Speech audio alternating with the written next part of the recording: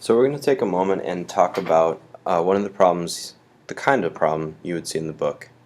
So a plane is heading 30 degrees from east at 300 miles per hour. The wind is blowing south at 27 miles per hour. What is the true airspeed of the plane? So maybe take a second and pause the video if you need to write that down. But basically, that's east. My plane is heading this direction, that's 30 degrees from east. And we know the magnitude is 300 because that's the velocity. Now the wind is pushing down everywhere at 27 miles per hour. Okay, so for the wind, it's very easy to find the vector for it. Well, it's not going left or right at all, so that's 0. But up or down, it's actually going down -27. Now, the plane is not written, the information that's given to us, it's not written in an XY kind of vector. We want to change it into that, and if it's in that form, then we can add these two vectors together.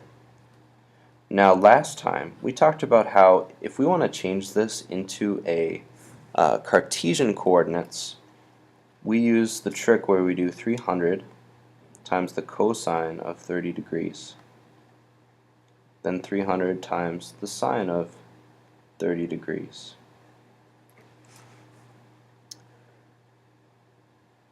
If you really needed to, you could figure out x, you could figure out y, you could do the whole right triangle thing, but it's good to just get used to this, where you take the magnitude and you times it by the cosine of the angle, that's x.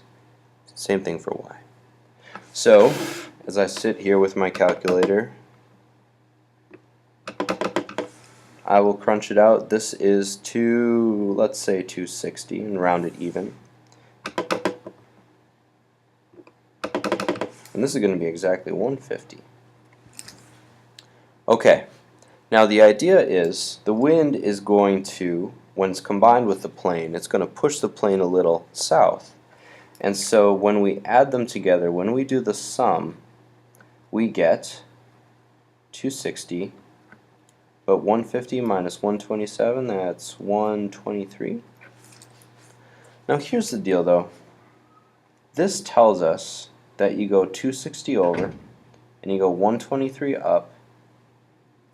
That's your vector, but I want to know the true airspeed. What's the magnitude of that?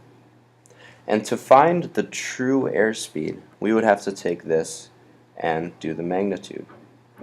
So we do 260 squared plus 123 squared, and we square root it to find the magnitude.